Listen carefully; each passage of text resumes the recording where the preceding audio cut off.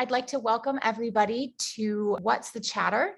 This is a new series from C2 Smart, which brings transportation students into conversation with some of today's leading mobility companies to discuss innovation, disruption, and possibility in today's smart cities.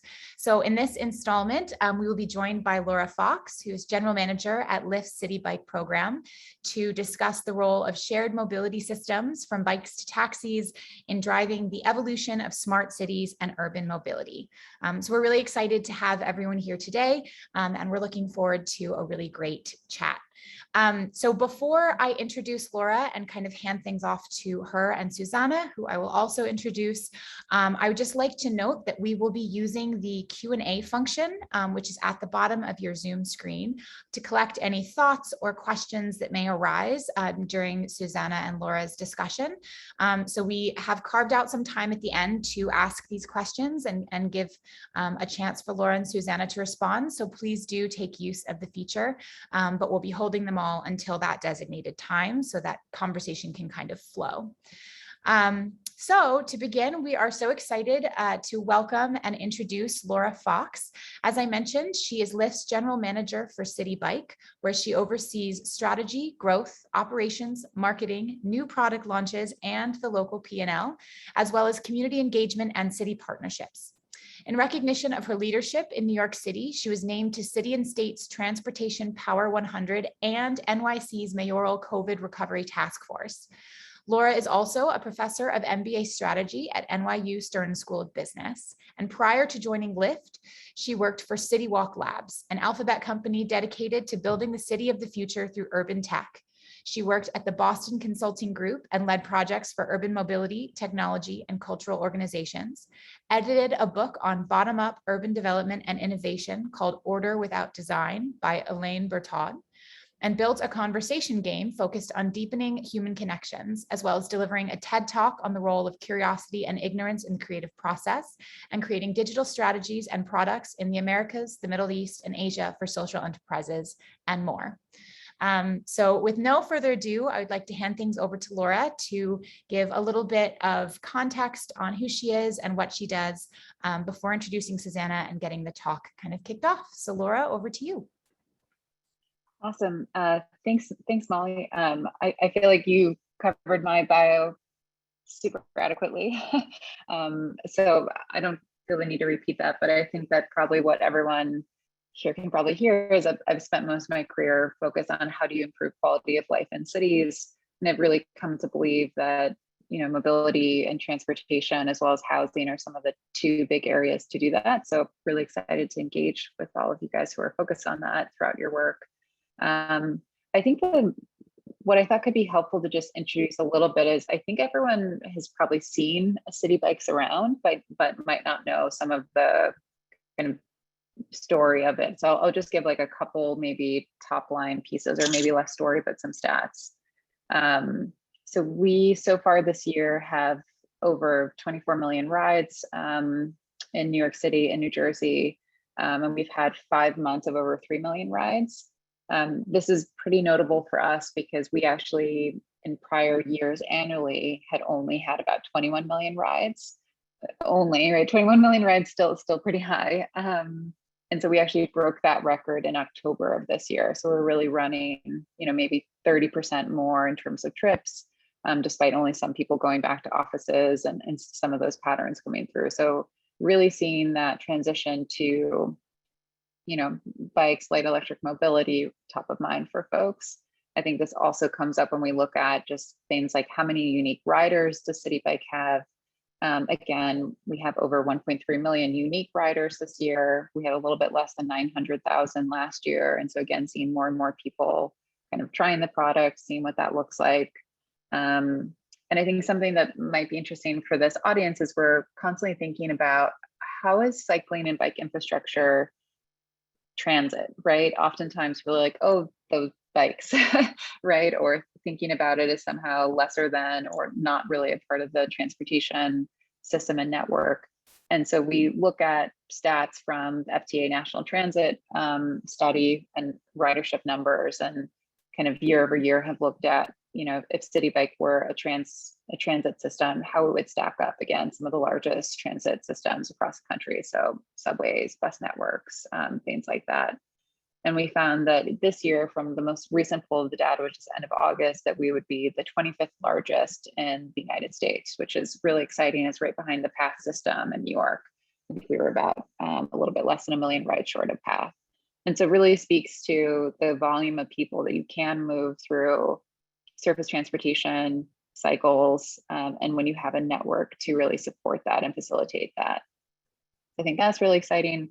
Another big thing that's top of mind for us is we're currently in the middle of doubling the size of our service area over 5 years. When Lyft acquired CitiBike back in late 2018, early 2019, they committed to investing $100 million into New York City. And so that's really allowing us to move quickly in terms of expanding to new neighborhoods, building new relationships with folks who, growing up in New York, maybe never even had a chance to ride a bicycle, right? That phrase, like, easy as riding a bike, like, works if you have a garage to put a bike into, but maybe not in other situations as much.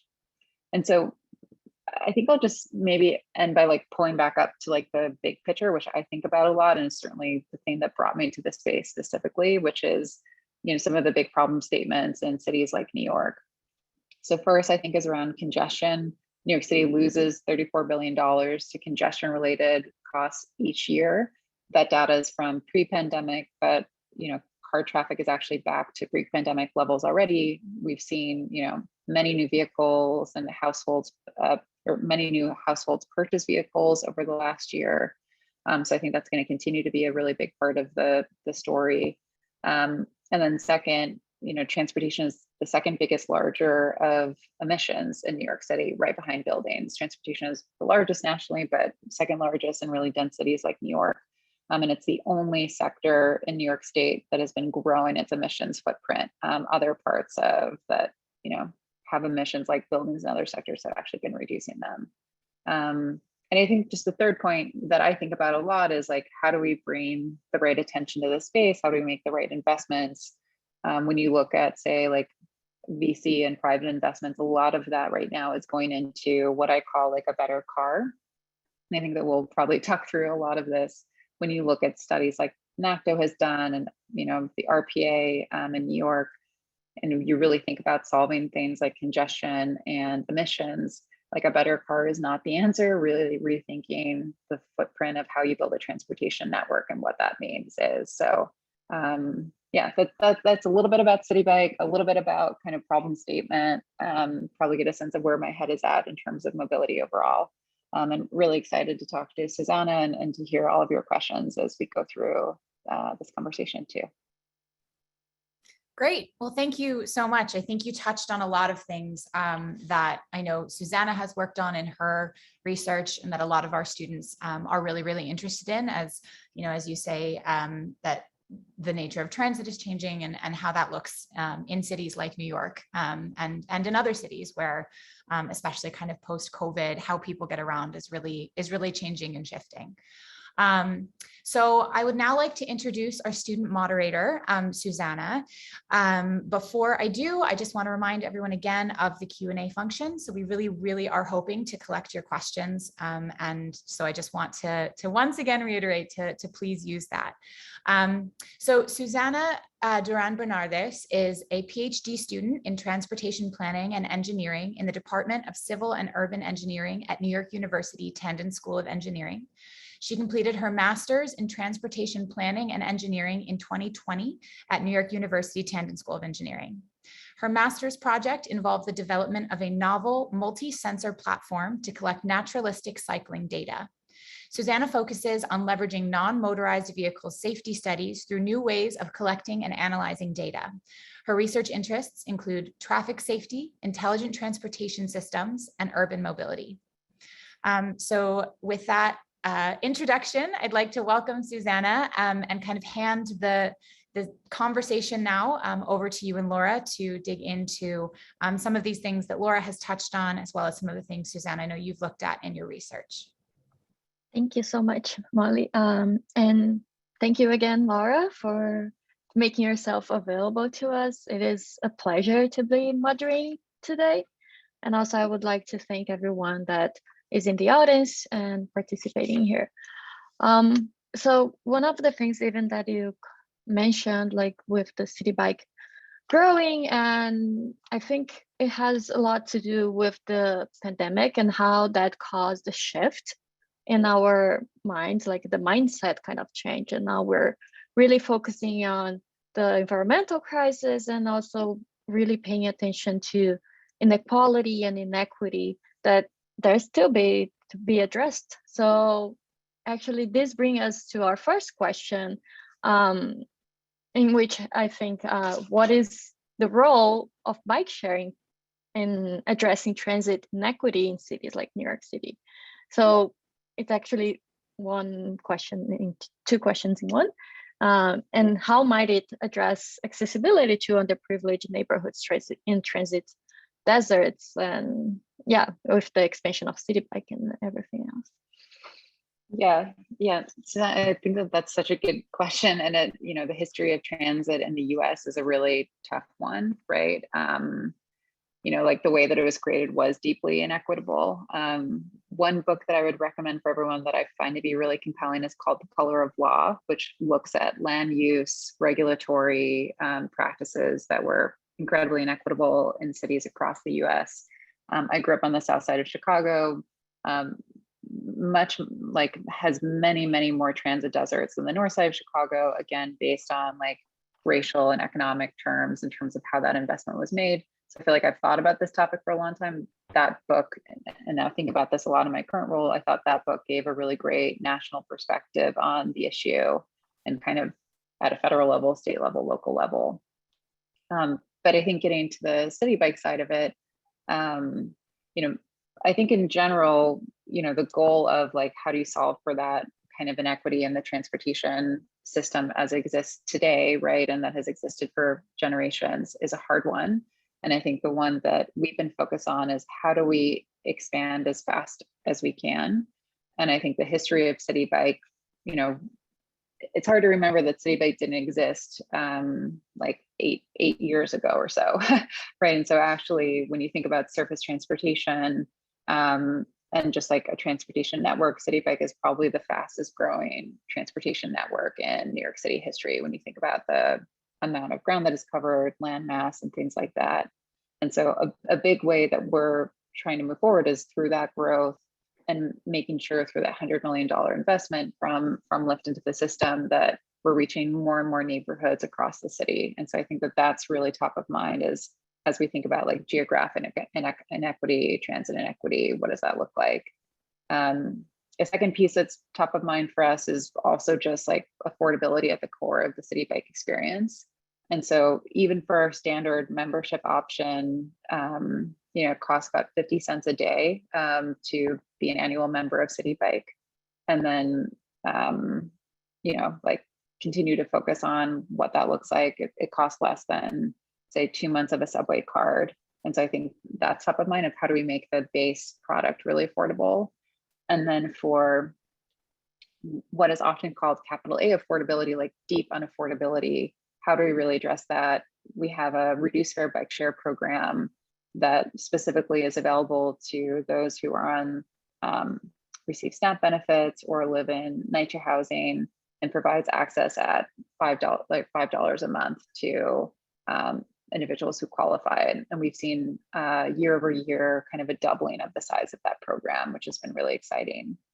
And then we also, drawing on one of the themes I mentioned earlier, right? Like most New Yorkers don't grow up riding a bike, actually, right? When you think about just like, people are growing up in apartments and things like that. And so another thing that we invest a lot into, and specifically in the expansion neighborhoods that we go into every year, is focus on enabling people to take their first bike ride and what that looks like. And so we do considerable spend to set up grant programs with local organizations in expansion neighborhoods who are already familiar with communities and doing really great programming, and support them with free access to bikes to take people on rides to help people feel comfortable. We do direct kind of rides ourselves, kind of have people on the ground really talking about programming, health benefits. We partner with hospital systems to look at programs like Prescribe a Bike. So what are ways that you can actually enable better health outcomes through cycling? And so really focus on a variety of programs beyond the specific, annual membership options and things like that to kind of support equity in riding and make sure that even if you didn't grow up riding a bike, that you have a free pathway to understanding and feeling comfortable and understanding how to access it long term. We also have we have other programs like the first basically equity advisory board and micromobility, where we have participants from government, nonprofit groups, individuals from neighborhoods across the city who we meet with on a quarterly basis to talk through issues that are top of mind for them, talk through how do we talk about difficult topics like expanding things like bike lanes across the city. What does that look like? Are we being good enough on the way that we think about our equity programs and really have methods through which we think about high accountability for us on how we're thinking about these topics. I see. Oh, that's great to know. And actually, I think it touched a little bit on another question that we have regarding the biggest challenge to getting people to try a bike for the first time. And I'm sure that these programs kind of help that to get people to try. And do you think, for example, that gender would be an issue, that we have more women, like they're more reserved in trying to cycle? I'm kind of like an anecdotal now, because talking with my colleagues, like men and women, they tend to be more reserved and not try to bike that much. Do you think that that would be a challenge as well? Or what is the biggest challenge that you think it is, and how Lyft thinks that in the programs? Yeah, it's a great question. We talked about this like briefly when we met for the first time, and it's something that fascinates me just as the first female GM for CitiBike. And so I think increasing and seeing balance across gender is really top of mind. One thing that I just want to state, which when I first joined Suzanne, I feel like I heard the same things as you did. It's like, oh, women are just like more fearful of riding, and it's all about like, women and like women, like this, gender norms and things like that. I was like, I don't, is that right? And I think there was like a great, it's like as a woman, I'm like, I don't know, like lots, I have lots I of ride women it like friends who are different. I don't Exactly. mind. Yeah. And so there's a great study that came out in 2019 that I think gets to a lot of the really interesting research that you're doing too, which is this one was done by the University of Minnesota. And it looked at something called what's a cyclist safety radius. So what's the kind of buffer distance around a cyclist that if it gets invaded can lead to incidents, can lead to safety issues. And they found that for women, that safety radius was violated 3 times more often than for men. And so for me, when I hear that, it's like, okay, well, women are more fearful riding because they have a legitimate reason to be more fearful riding, because drivers are coming closer to that safety space. And so I think for us, like there's both a what can a city do with that information? And so when you look at typical like gender balance across different cities, you'll see that cities with higher kind of protected lane infrastructure have much higher balance of women riding. So I think Copenhagen is the example that's oftentimes looked at. Copenhagen has focused over the past 10 years or so in doubling their protected bike lane infrastructure. That's had really great outcomes in terms of now like 2/3 of people in Copenhagen cycle to work, daily errands, commute, school, etc. on a bike, which is incredible. And then the second incredible stat is that 55% of them are women. And so I think that's great. I think on the bike share side, so outside of the physical infrastructure side, we really focus on kind of like programs that are about knowing your rights, knowing kind of safety mechanism on the street, focusing on route planning. So even for myself, I much prefer and feel much more comfortable on rides where I can take protected bike lane infrastructure. So I might take a route that's slightly longer, right? But it's going to be generally just a better experience as a rider. And so we include a lot of that programming into our work, and then specifically look to work with a number of community-based organizations that do work with women, do work with families and things like that to make sure that those messages are included. And so last year we were really excited that actually nearly half, 49% of new riders were women. And so I think that that was a great opportunity. It was great marketing, community programs kind of coming together to really support more women riding across the city. Oh, yeah, for sure. Whenever I go from uptown to downtown and I have to cross like the Central Park, I always choose to cross Central Park because it's safer, Yeah. it's beautiful, etc. So I think it's the infrastructure itself, it contributes. And speaking of the infrastructure, does it influence, has an effect on the decisions of CitiBike, of how the program operates? And does it because New York City, although it has a good, I would say good infrastructure, like protected bicycle lanes, they have more than 1,100 miles. So do you think there is still a challenge? Do you think it needs more, and how that works with CitiBike and the operations of the program? Yeah, so we don't make decisions on like where we expand to in the city based on bike lane infrastructure, but one of the things that often comes up is once we expand, CitiBike and bike sharing generally, it was called in a New York Times article last week the gateway drug to cycling, which I decided I liked as a phrase. Right, it's oftentimes like what we were talking about before, like it's oftentimes people's like first experience of cycling, and I think is enabling, right, of short trips where they're like transit isn't present. And oftentimes what we found is actually in neighborhoods in which we've expanded to, advocacy for bike related topics has increased and demands for safe cycling transportation have increased for that protected infrastructure. And so I think that there's there's a bit of a chicken and egg where it's like, it would be great if, infrastructure was built and then, bike share could follow and this like, beautiful cadence, right? But in reality, like it ends up being a little bit of push and pull. And I think one thing that everyone here should know is like their voice is really important when advocating for these issues, right? There's really great advocacy organizations throughout New York City, like Transportation Alternatives, like Bike New York and others, who are getting this message out to elected officials, local officials, and others. And like, you can actually really make a difference and being an advocate in the community in which you live for these types of issues, whether that's joining your local community board, whether that's writing to your city council member and others to kind of be a voice of this matters, I care about it, and I'm a concerned citizen who's a voter for you in your district. Yeah, so that piece was a little bit of a tangent, more of advice, but like we are actually all more powerful than we think we are at times.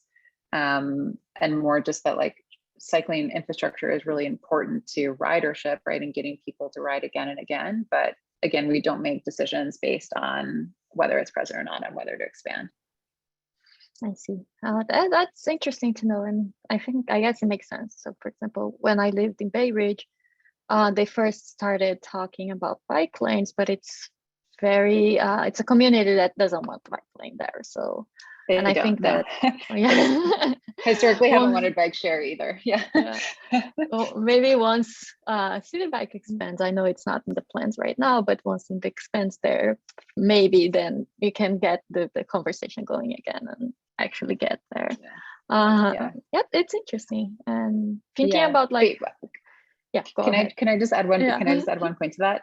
So these arguments get very emotional very quickly. I would say there's a Daily Show episode that makes me laugh every time I watch it. It's from 2013. If you just type in like 2013 CitiBike Daily Show, it's all about the launch of the program, and they're interviewing people who are like, bike share is going to destroy, the city, and it's going to take a while. Like, I used to park here, and now look at this horrible looking bike share system that's there.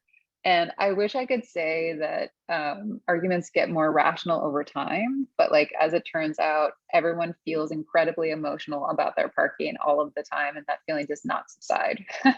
Oh, yeah. And so, and so oftentimes, reasons that people won't want CitiBike to come into their neighborhood is if there is a number of people who are very loud about preserving parking, who are constantly talking to their city council members, and a city council member, despite knowing a stat that, a small percentage of New Yorkers own cars, right, really feels like this could become a really tense flashpoint in their neighborhood. That's a really challenging situation, right, for them to be in.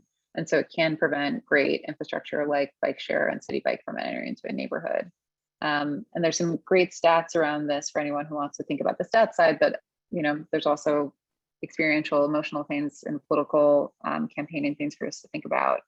In New York City, and this is great work again, I mentioned transportation alternatives. Transportation Alternatives has a 25 by 25 campaign that I think is really smart, really well done. For those who care about transportation advocacy, would really encourage everyone to check it out. They use a lot of regional plan association data throughout that and data from a number of other sources, but aggregate it really well. And it speaks to the fact of things that we know, right, as people interested in transportation at a certain level, but makes it very stark. So 27% of New York City land use are streets, right? Most expensive city in the world. That's a lot of space. Of that total percentage allocated to streets, 75% are dedicated to vehicles and cars, 24% to sidewalks, and then less than 1% are bike lanes and car-free bus lanes. And of that 1%, it's 0.98 are bike lanes and 0.02% are car-free bus lanes. And then when we look at other stats, like, CitiBike across our service area occupies only, 0.29% of the total curb. Open restaurants, another really great thing for the city, but have led to lots of controversies around parking. Only has taken away something like 8,500 parking spaces. Even if we count, only the free parking spaces in New York of 3 million, that's something like 0.2% of parking spaces. And so there are all of these things that are really great for cities. And when you look at them mathematically, are actually like very small percentages of total space that, because we have given a lot of privileges, right, to individual vehicles over time, become actually quite complicated to make happen in terms of just like needing to amass political will, really needing to get a lot of buy-in across different groups. Yeah, well, I guess because New York is like, it's too little space, too many cars. Yeah, and that's something that, like, I think people still they struggle with that. The idea that what we want is reduce the number of cars in the streets and actually bring alternatives, so we can improve quality of life. When we look at cities in which cycling or other type of vehicles are more accessible than cars, we see that there's a better quality of life, especially because you have access to grocery stores pretty close.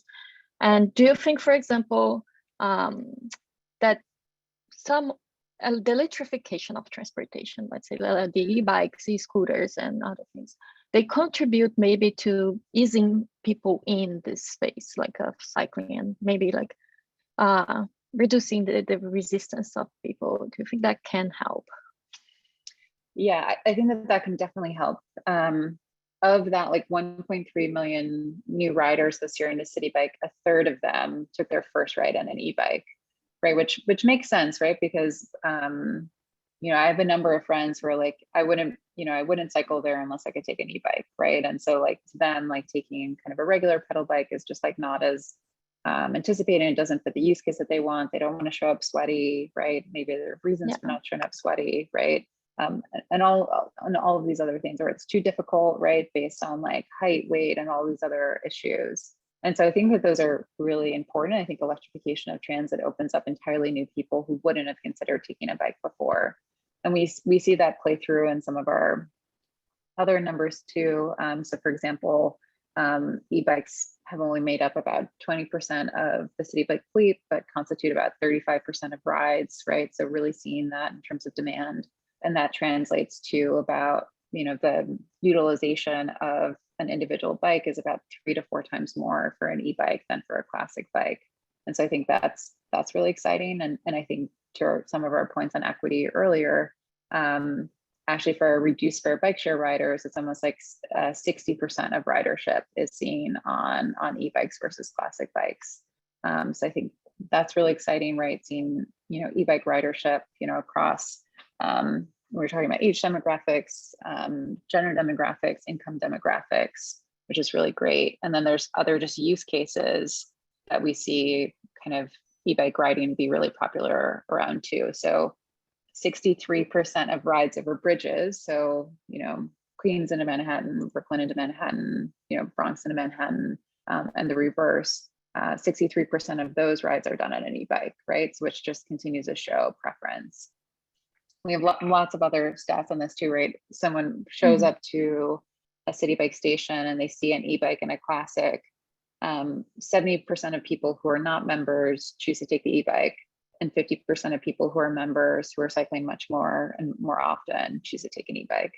And so I think that just kind of continues to point out some of these like really interesting ways that we're seeing new people enter into cycling through electric mobility, and then also preference for that kind of electric mobility really increase even for those who have been there for a long time.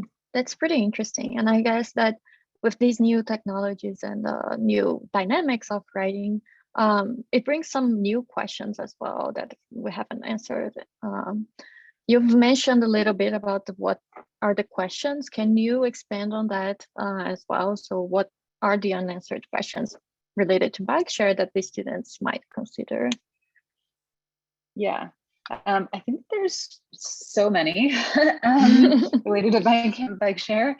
So maybe I'll highlight a couple, and then if there's like students with particular like research interests or things like that on the call, happy to go into those in more depth too.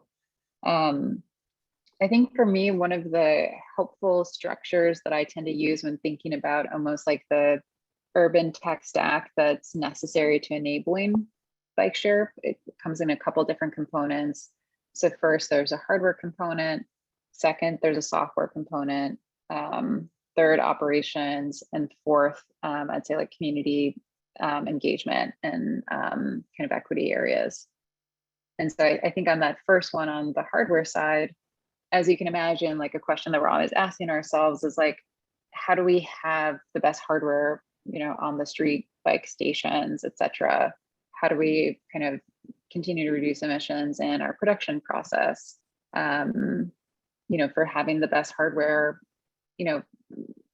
I was talking to someone the other day who had formerly helped run some of the like car2go and type programs in New York City. And they're like, oh my gosh, everything was always trashed all of the time because New Yorkers like do what they want. I'm like, same thing happens in bike share, right?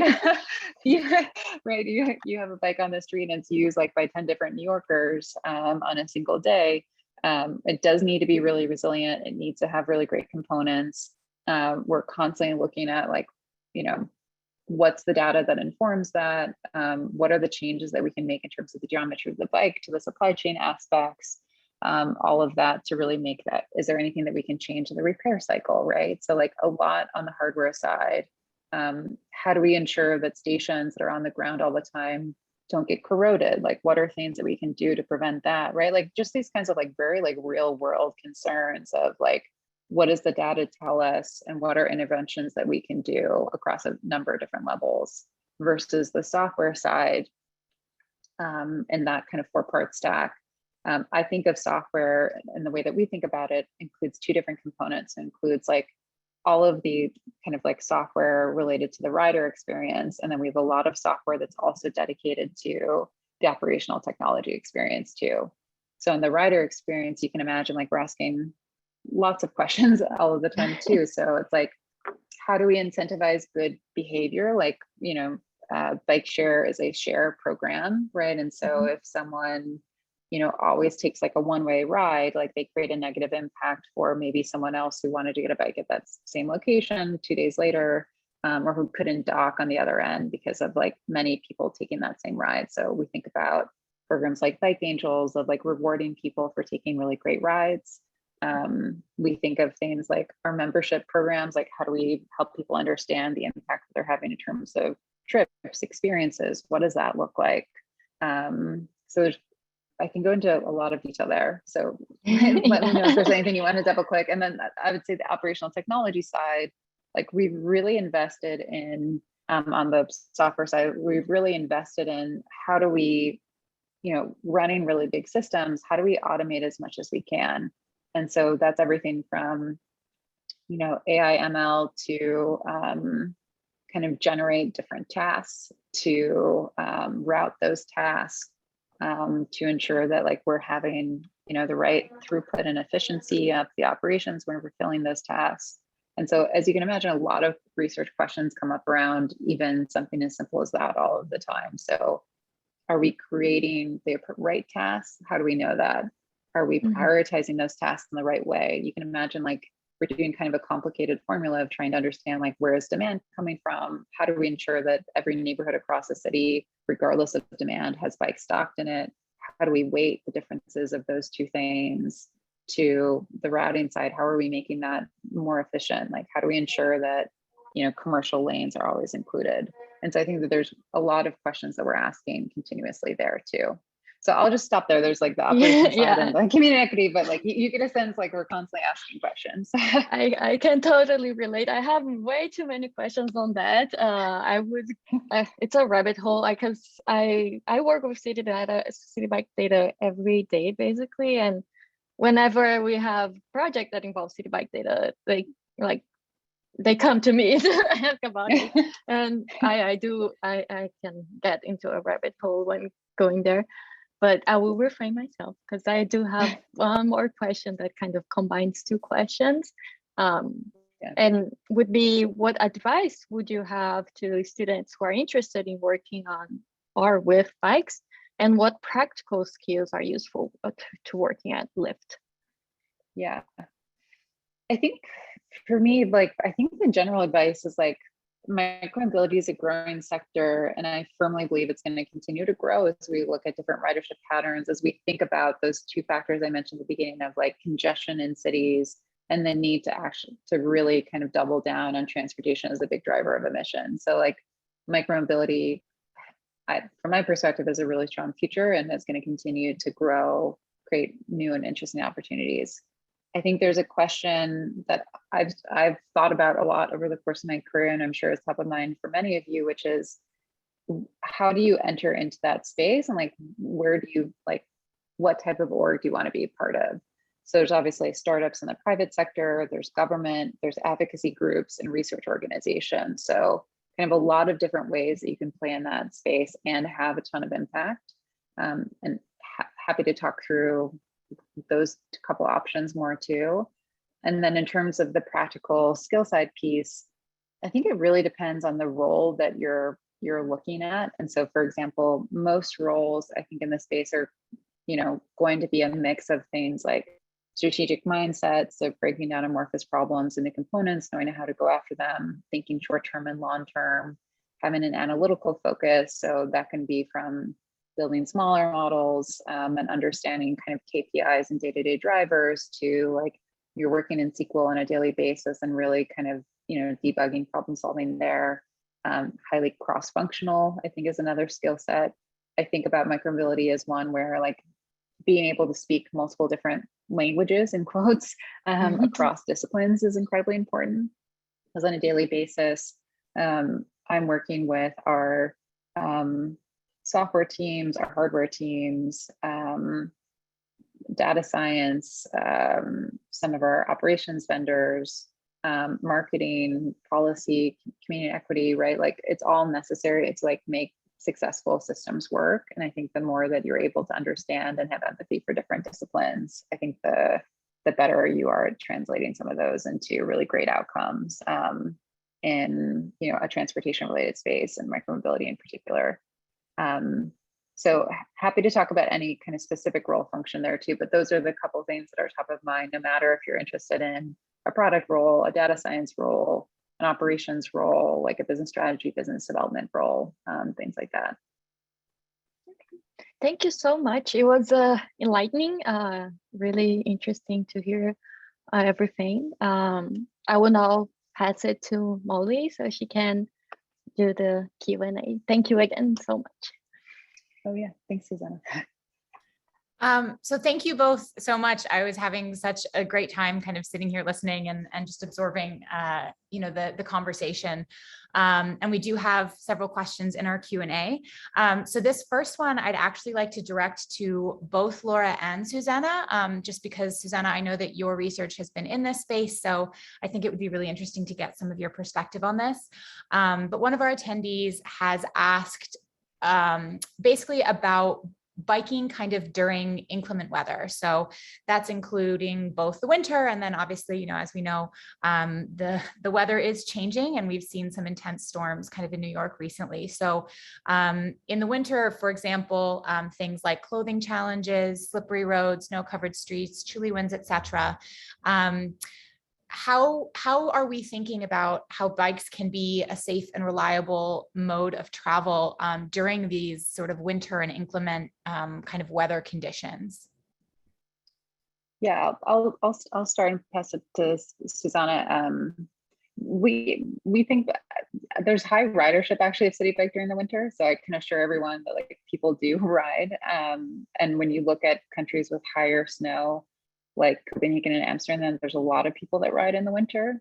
And so I've done a couple years internally, like we do this like fun showcase of like winter riding habits, which we also do through a lot of our community programs.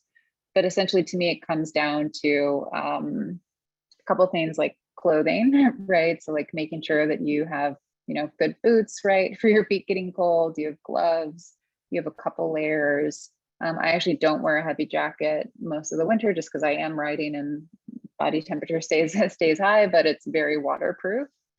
So that's something to keep in mind. I do like to think about like ensuring that whatever bike that you're riding during the winter has really good lights on it though, like from a safety perspective, that is important, right? It gets darker out in the evening. And I think third, just do like to have a little bit more awareness in cities like New York. I do think of safety as in numbers as being a really important trait and attribute, and less people choose to ride in the winter. And so despite the fact that we have a couple million riders every month riding in the winter on CitiBike, like there will probably be less of some of the leisure riders on the street. So it's always good to be a little bit more aware, because someone, if they're seeing 10 bikers, might be thinking in one way versus if they're seeing one, it might in another. But I would strongly encourage everyone to be a winter rider. I really enjoy it. It's a nice experience, and really do think it's more of a problem of clothing and being a little bit prepared with lights and things like that. Suzanne? Yeah, I just agree. I just agree, not disagree. So what I think is the same way that you prepare your car, so you put the chains on the wheels, etc. So the same way you would prepare for riding your car, or even like doing sports during winter, which is getting appropriate clothing. I would say it's the same thing for biking. And I think in New York, we don't have that much of a problem with snow, for example, because it doesn't accumulate and it clears pretty quickly. So I would say that's the main problem would be the wind. And then I would say just get prepared. And it's not something that it does reduce, I think, a lot the ridership, but it's not something that will restrict you in any way, I would say. I do ride sometimes in the winter too, so it's okay. Just be safe. Yeah, totally. If there's like 6 to 8 inches of snow on the ground, then I'm not riding, but like you shouldn't be driving a car, right? You should be careful when you're walking because you might slip, right? I think that to Suzana's points, like that changes the game. But as exactly she said, we're very lucky that in New York, we get less of that kind of heavy snowfall. Great, thank you. And the sort of next question is, I think related to many of the points you've touched on, but with regard to, kind of congestion of cars in cities and how we manage that shared space, right? Of, who is using the road. So that's cars, it's bikes, it's pedestrians, it's all of that kind of stuff. How do we think about the city and ride sharing in particular, when we think about safety and when we think about kind of usability of the roads in terms of, needing that to be a shared space between multiple modes, at the same time. And I think you guys really, you touched on this earlier when we were talking about, sort of the bike angels and thinking about routes and things like that. But I wondered whether we could sort of look at it through this view of, congestion and kind of the crowded nature of many sort of city streets and sidewalks and that kind of a thing. Yeah, one thing I'll mention, and I think would probably be interesting for this group, Cornell Tech came out with an interesting set of recommendations for the next mayor over the summer as a draft. I think they've now come out with the final, I believe. But one of the things that gets mentioned in that report, which I think is a strong recommendation, is the idea of new mobility lanes. And so right now we have bike lanes, and they're a pretty small percentage of curb space, right? So pretty small percentage of total space at that less than 1%. If you were to follow the kind of street allocation plan that someone like a Transportation Alternatives is advocating for, and dedicate, say, 25% of street space to micromobility more broadly, you could reimagine some of those lanes in different ways, right? So like one of the things that happens now is in a bike lane, if you're biking and a moped comes on that bike lane, it actually feels very dangerous because you're going 12 miles an hour, 14 miles an hour, and the moped's going 30 miles an hour. And it's, so I feel dangerous, but then I'm also like, I get it. Like the moped doesn't want to be in traffic because those cars weigh like 5,000 pounds, right? So like, that's scary. But, like we want more like light electric or like mobility, micromobility, heavy micromobility across our cities. And so we could create in new mobility lanes a mixing of some of those like light mobility, light micromobility modes and segregate by speed. So maybe you have a slow lane, right? That is like, no one likes to be called slow, but like, that are more bikes, pedal assist, right? Some scooters, things like that. And then maybe you have a faster lane that are things like mopeds. I think autonomous delivery has been talked about a lot in the city. What does that mean when that starts to come up? Important, interesting concept as we think about getting trucks off our streets, but right now there's not really street space and use for them. And so I think if we're willing to reallocate more space away from vehicles, I think that there's a lot of really interesting and innovative ways that we can approach that problem. I think if we remain in the state that we're in right now, which is like that tiny percentage of street space, it's going to feel like a battle over the coming years in terms of like people going at different speeds and like feeling like, there isn't a right place for people who don't want to take the car. Yeah, I think that's a really interesting point, and actually your answer leads really well into our next question, which I'm actually just going to read directly rather than paraphrasing because I think it's phrased super well, which is that if we think about something like CitiBike as a transit system, it's fairly unique in not getting public funding. So some of the candidates have talked about possibly putting public money toward programs like CitiBike for faster expansion, but from your point of view, and I don't want to put you on the spot here, so this is very, very hypothetical, theoretical, of course, but is that something that you think ride sharing programs broadly and that type of system should be thinking about? And is that type of sort of fast expansion, given what you've just talked about in terms of what the actual existing infrastructure is that something that seems, feasible to you?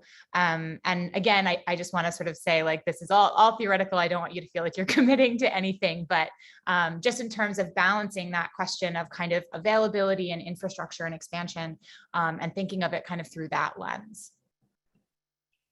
Yeah, totally. And one thing I'd mention is there are other systems that are publicly funded in terms of bike share systems across the country. And so, for example, DC, publicly supports bike share through public funds. Boston publicly supports bike share through public funds. We get a bit of public funding from Jersey City and Hoboken. There are other places that do support micromobility and bike share through public funding. And so like, that's one thing to keep in mind. Like sometimes there are these unique kind of business models per city in terms of what was the level of the commitment that the city was able to take on at the time. And so CitiBike has always been, we have a contract with the Department of Transportation, worked with them really closely as a partner, but we haven't received public funding in the past. Yes, something we would be really excited about though is what could public funding enable us to do and what would that look like? And so that's something that we're really excited with this new administration and came up with a lot of candidates throughout the debates. To take a quick pause, just a note of like how far we've come. I feel like I'm always saying like, okay, I know that it feels like we always wish that we could do more, that we could have more space and all these other things. But 8 years ago in the mayoral race, the other candidate, Anthony Weiner, was saying that the city should, rip up all these effing bike lanes across the city, right? And that was a voice that was respected. I think even with the person becoming our mayor, there was a lot of talk about taking out the pedestrianization of 42nd Street and not such big commitments to thinking about sustainable modes and cycling and things like that.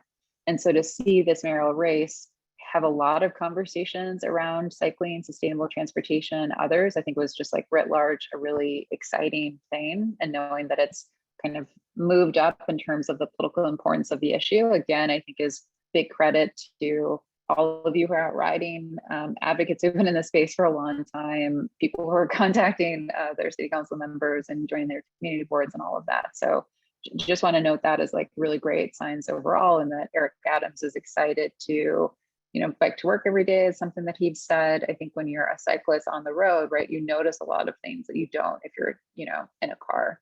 And so I'm excited for like that mentality to be brought in.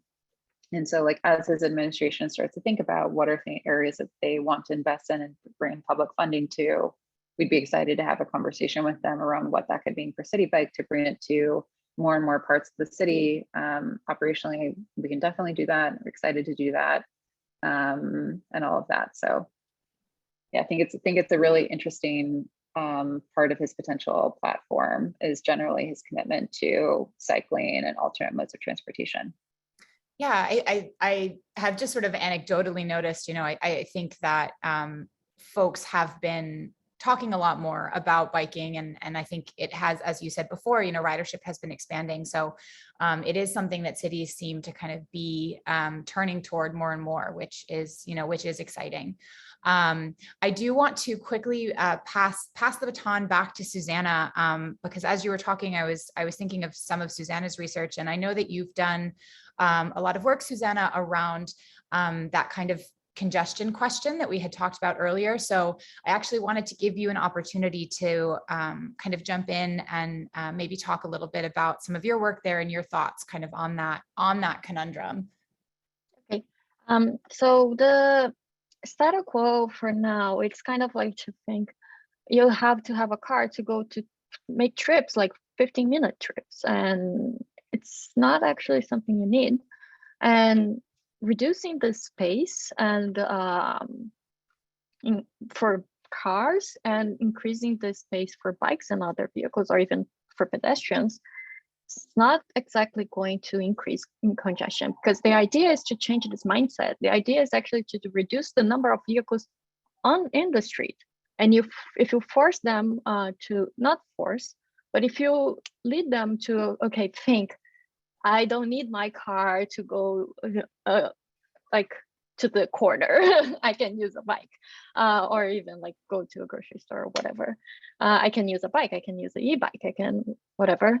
So if you think that people change their mind and start using more bikes, then we can reduce congestion. So it's not only about reducing the space for cars, it's reducing cars on the street. It's changing this mindset. And we have great examples for that, actually, in cities like Paris that is changing everything, or Copenhagen, or these cities that are more bicycle oriented. They don't have much problems with congestion, I would say, like based on what I know. So it's more about changing the mindset than actually forcing people into like having less space for cars. Maybe you have a car for traveling, or if you need an emergency, whatever, but you don't actually need it. You can use, as long as you're not making these trips and congesting the city, or using something else to do that, I would say, then congestion would be, we would benefit on that sense. Yeah, I'm sort of reminded of the phrase, if you build it, they will come. I think when we have more infrastructure that makes people feel more safe riding bikes and makes them feel like they don't have that worry, more folks will do it. Just sort of, anecdotally, I was living in London during the first days of the pandemic, and I'd been way too afraid to ride bikes beforehand. But once the number of cars had actually sort of started to go down, I began riding. I know a lot of people that did. And then once things opened up, they'd kind of gotten used to it. And we're excited to keep to keep that mode of transportation as one of their, kind of go-to options. So I think that speaks a lot to kind of what you have both been saying, just in terms of, thinking ahead into how cities are evolving and how transportation is kind of changing, and, the way that the modes are working, together kind of in a system, and that they don't really need to work against one another. So we're actually just about at time. And I want to thank both of you so much. I've really, really enjoyed this conversation. I know our listeners have really, really enjoyed this conversation. Suzana, thank you so much for moderating. And Laura, thank you so much for your time and expertise. If either of you want to say anything else before we go, I'd like to give you the opportunity, and then I can kind of wrap things up. Just thank you, everyone. And thank you so much, Molly, for organizing this and making it perfect. Yeah, agreed. It was so great to spend time with you guys today, and love that you're having dedicated conversations about what a better transportation future could look like, and all the work that Suzana is doing and others at the school, I think, is really inspiring and exciting, and one of the reasons I love NYU. So yeah, great to spend time with you guys today. Okay, great. Well, thank you, everybody. Thank you for attending. Thank you to our moderator and panelists, and I hope everyone enjoys the rest of their Thursday.